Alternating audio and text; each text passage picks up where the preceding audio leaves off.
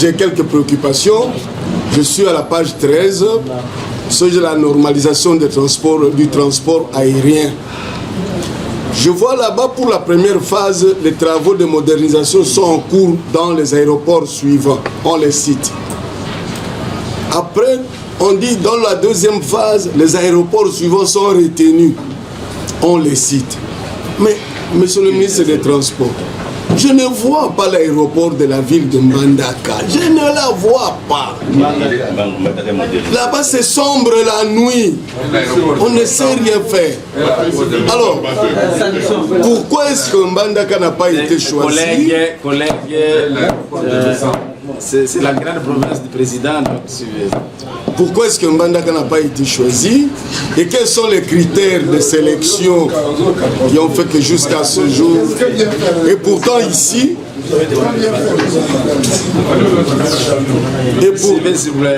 Et pourtant ici, quand je vois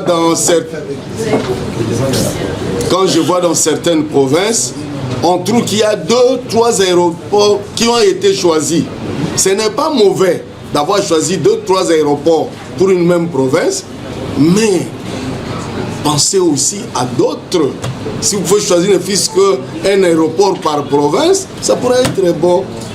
L'aéroport de la ville de Mbandaka, ça c'est la première préoccupation.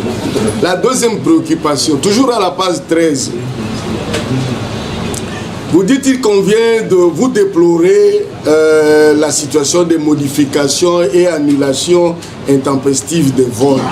Ça, c'est ce que nous vivons et c'est ce que nous déplorons. N'est-ce pas que cela est dû à cause de la réduction du prix? Et si cela est dû à cause de la réduction du prix, n'est-ce pas que c'est le gouvernement qui est responsable de cette situation? Parce qu'en réduisant le prix, il y a eu des compensations internes qui devraient s'opérer.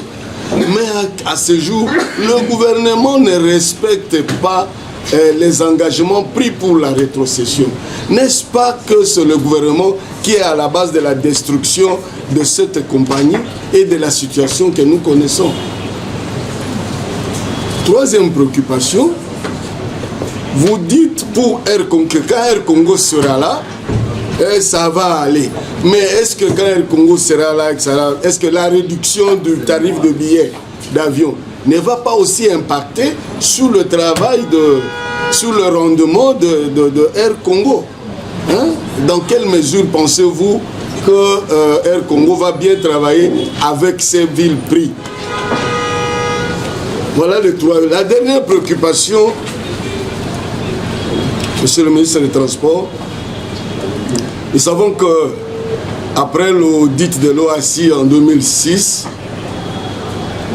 notre pays était mis sur la liste noire des pays dont les aéronefs ne pouvaient pas en aucune fois atterrir dans l'espace aérien européen comme américain. Je sais que les choses vont évoluer avec la loi, mais ils ont donné, ces institutions ont donné des recommandations.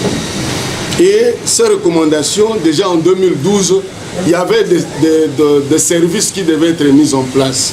Et en 2012, il y a eu des décrets qui ont été mis en place. Et c'est quand on est arrivé vers 2014 qu'on a, en 2014, en 2017 et en 2020, on a désigné les mandataires et de ces structures qui ont été créées. Mais aujourd'hui,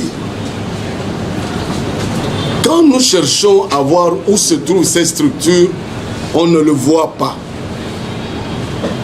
C'est notamment le centre de coordination, le Comité national de sûreté et de l'aviation civile, CNSA, le centre de coordination des opérations de recherche et de sauvetage des aéronefs, RCC, le bureau permanent d'enquête et accidents et incidents d'aviation, BPA, le conseil médical de l'aviation civile, CEMA, le cadre de concertation de l'aviation civile, CCA.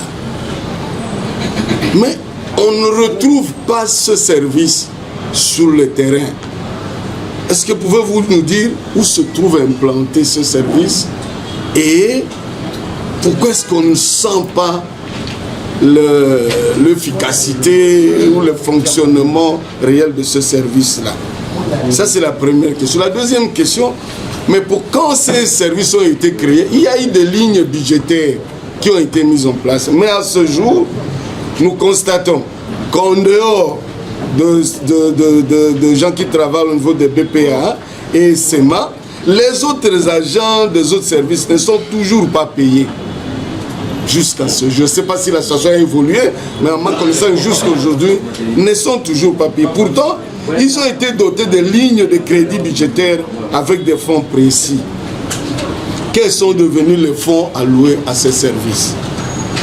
Pouvons-nous espérer sortir de ce trou noir si ces services-là ne peuvent pas fonctionner et que les amis de l'OAS trouvent que nous sommes en train de respecter les recommandations qu'ils ont données? J'ai dit honorable président. Merci, honorable premier vice-président. Nous venons ainsi de clôturer avec